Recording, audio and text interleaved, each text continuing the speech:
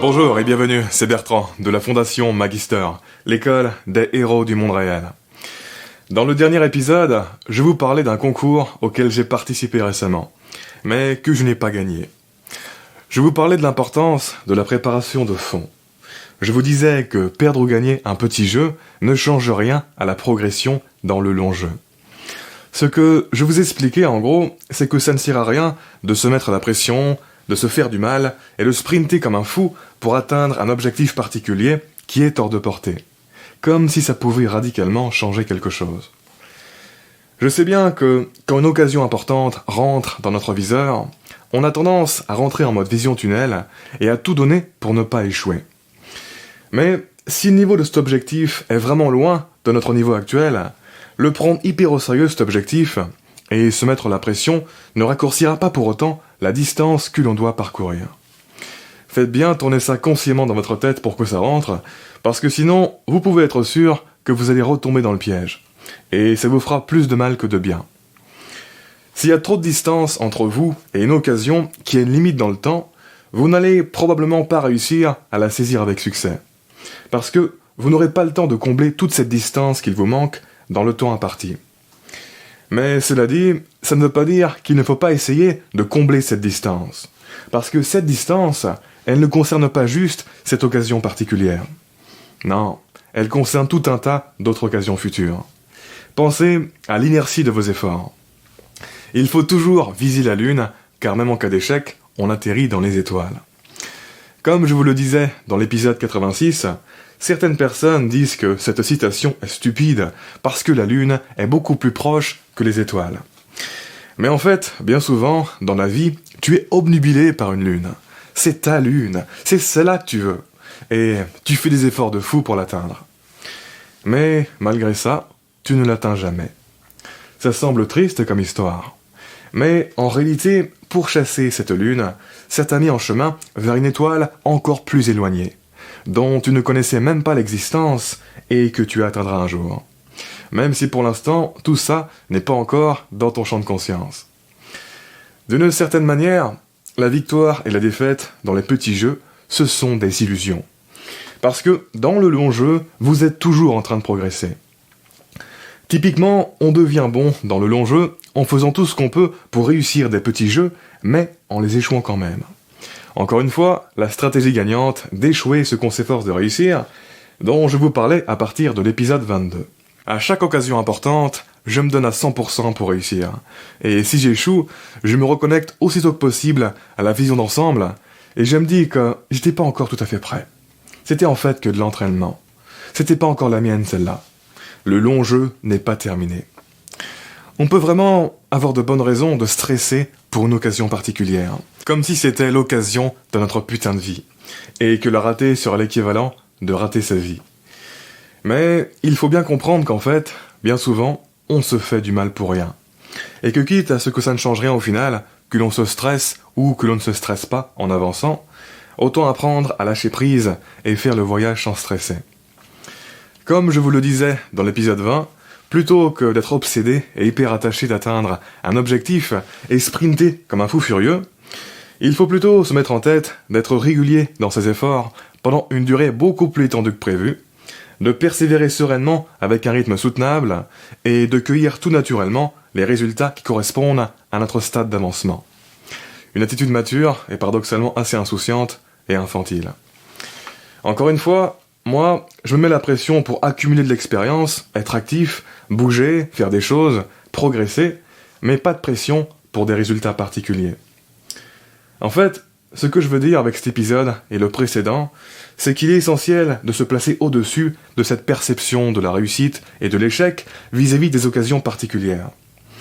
À chaque fois, l'entraînement que vous avez fait pour une occasion ratée, il va créer de l'inertie qui va profiter aux occasions suivantes. Et petit à petit, si vous restez sur le chemin du développement, vous allez arriver devant les nouvelles occasions avec un putain de bon niveau. Et il n'y aura absolument aucun moyen qu'elles ne vous échappent. Vous serez beaucoup trop bon pour ça. C'est ça qu'il faut chercher à atteindre.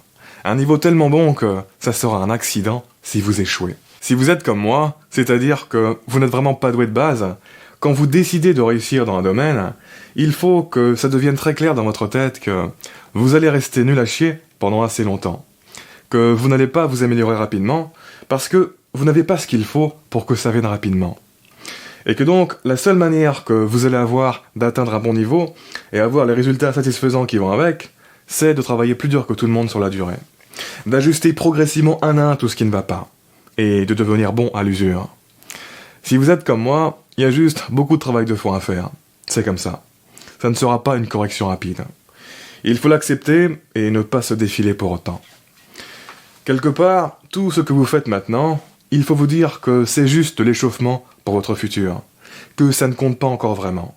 Ça comptera seulement quand vous finirez par gagner. Et ça va soulager votre périple, cet état d'esprit. Si vous vous assurez déjà de créer de l'inertie dans les bonnes directions dans votre vie, alors tout ce que vous pouvez faire pour vous faciliter la vie, c'est d'enlever le stress et la culpabilité inutile durant le voyage, plutôt que de les rajouter. Par exemple, quand je tourne ma vidéo, certains jours, je ne suis pas spécialement en forme. Parfois, je suis fatigué, mais je me dis, allez, il faut que je le fasse. Et donc, j'installe tout, je commence à tourner, et au bout d'un moment, ça marche mal, et je n'arrive plus à bien parler. Ça part en couille. Parfois, dès le début, je n'arrive pas. Mais plutôt que de râler, de me laisser m'énerver, de tout arrêter, de considérer cette séance comme un échec, de me dire que j'ai perdu mon temps, et de passer une mauvaise journée ou une mauvaise nuit si je fais ça le soir, en me disant « Mais bordel, ça fait déjà plus de 2 ans d'entraînement intensif, et j'ai toujours des échecs comme ça. C'est pas possible. Est-ce que je ne suis pas en train de me planter en investissant dans sa vidéo? Est-ce que ça va pas toujours être aussi galère? Peut-être que je suis vraiment pas fait pour ça. Ça paraît tellement plus simple pour d'autres personnes de faire des vidéos. » Et donc, dès que je sens toute cette merde qui monte dans ma tête, dès que je sens l'énervement, la frustration et l'envie d'arrêter qui arrive quand je galère, je m'attrape et je me recentre. Et je continue la vidéo. Je continue de parler en redoublant de conscience. Et en même temps, à mesure que je parle, je m'observe et j'apprends à voir que, malgré la fatigue, je m'en sors plutôt bien par rapport à quand j'ai commencé les premières vidéos. J'arrive presque à dépasser la fatigue, alors qu'il y a quelque temps, c'était tout bonnement impossible. Il y a plein de petits trucs que j'arrive à bien faire parce que j'ai appris des clés pour bien les faire. Je fais bien attention de voir ça. Et à partir de là, mon but, ce n'est pas de me forcer à finir correctement la vidéo. Non, mon but, c'est simplement de prendre conscience que globalement, je progresse. Je suis dans la bonne direction. Et donc, même si au final, je n'aurai sûrement pas de vidéo à la fin de la journée, je ne vais pas pour autant passer une mauvaise journée et m'endormir en étant frustré et en ayant l'impression d'avoir perdu mon temps. J'ai appris à voir dans la défaite les micro-changements positifs et durables qui sont à peine perceptibles. Et je ressors de l'expérience en ayant le sentiment que je suis dans la bonne direction. Le sentiment que si je continue d'accumuler ces micro-changements durables comme ça, sur la durée, ça va payer. C'est inéluctable. Ne pas s'énerver face à la difficulté, ne pas s'énerver pour une occasion ratée, savoir apprécier les petites progressions, c'est la marque d'un joueur qui va s'élever dans le long jeu. En fait, ce qui compte le plus, ce n'est pas d'être efficace quand on joue. Non, ce qui compte le plus, c'est tout simplement de rester dans le jeu. Donc, faut mettre en place une mentalité qui soit viable, qui soit soutenable sur la durée. Et puis, encore une fois, rassurez-vous, quand on part de loin, ça ne veut pas dire que le niveau maximum qu'on atteindra sera automatiquement moins bon que le meilleur niveau des personnes qui partent dès le début avec un bon niveau. Non, rassurez-vous. Bien souvent, ceux qui partent de très loin, quand ils commencent à monter, il n'y a rien qui les arrête. C'est comme une fusée. Ça met beaucoup de temps et d'énergie à prendre de la vitesse, mais une fois que ça a pris de la vitesse, ça va dans l'espace. Et le pourquoi du comment, il se trouve essentiellement dans 2 raisons. La première, je vous en parlais dans l'épisode 88. À savoir que quand tu es coincé en bas, tu finis par avoir vraiment faim. Une faim que la plupart des personnes ne connaîtront jamais. Et tu deviens prêt à tout à cause de cette faim. Comme une sorte d'immigré qui doit gagner sa place dans un nouveau pays et qui travaille beaucoup plus dur que la normale. Et quand tout le monde va s'arrêter parce qu'ils n'auront plus faim ou que ce sera trop dur, toi, tu vas continuer. Et tu vas les dépasser. Comprenez bien que la plupart des individus de notre société sont soft. Le confort, les médias, le divertissement, tout ça, ça ne fait pas pousser des individus pleins de détermination et de résolution. Au contraire, ça a tendance à produire des individus soft, qui ne vont pas pousser et se faire du mal pour dépasser leurs limites. C'est très vite pénible pour la plupart des gens de se dépasser. Parce que d'un côté, ils n'ont jamais connu ce que c'est que d'être coincés en bas, et de l'autre côté, ils savent qu'ils peuvent faire tout un tas de choses pour se divertir sans se faire de mal. Et cela, sur la durée, c'est assez facile de les dépasser si tu es motivé. Dès qu'ils vont tomber ou se prendre un mur, ils vont arrêter. Ils vont s'énerver et céder très facilement face à la difficulté. Et ils vont céder aussi à toutes les tentations de divertissement que notre société produit en masse. Et donc, ils vont stagner. Alors que toi, peu importe le nombre de fois où tu tombes en chemin, peu importe le nombre de murs qui te font barrage sur le chemin, tu vas continuer de travailler et d'avancer. Tu n'as pas besoin de récompenses superficielles en chemin. Parce que tu sais que tu vas aller jusqu'au bout. Tu sais que tu auras la récompense finale. Et tu as appris à apprécier le chemin. Tu sais qu'au fond, il n'y a rien de plus épanouissant que de développer et être ce que tu peux être de mieux. Et donc, il n'y a rien qui va t'arrêter.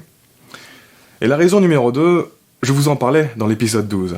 À savoir qu'une fois que vous commencez à sortir de votre niveau de merde et à avoir des améliorations, c'est souvent le signe que vous commencez à comprendre clairement comment devenir bon. Et que vous êtes rentré dans le processus gagnant. Et si vous restez dans ce processus gagnant, votre évolution va continuer encore et encore. Tous les ans, vous allez devenir un peu meilleur que l'année précédente. Et sur la durée, vous finirez par devenir un champion. C'est inéluctable. Et sur ce, je vous invite à vous abonner si ce n'est pas déjà fait, à laisser un pouce bleu si vous avez apprécié cet épisode, ça m'aide pour le référencement. Quoi qu'il en soit, je vous remercie de m'avoir écouté jusqu'au bout, et je vous dis à très bientôt pour la prochaine vidéo. Ciao.